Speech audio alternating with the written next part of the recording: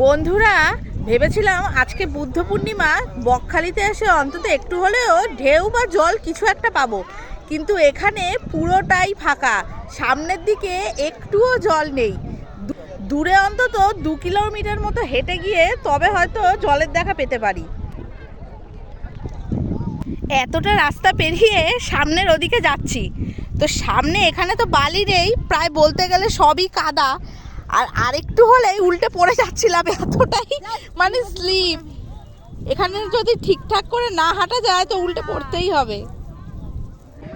যত সমুদ্রের ওদিকে যাচ্ছি তত যেন সমুদ্র আমাদের থেকে আরো পিছন দিকে সরে যাচ্ছে। এখান থেকে হাঁটছি আর এতগুলো লাল কাঁকড়ার গর্ত দেখতে পাচ্ছি, সামনে গেলেই কি সুন্দর ভেতরে ঢুকে যাচ্ছে। অনেক অনেক অনেক লাল কাঁকড়া রয়েছে এখানে।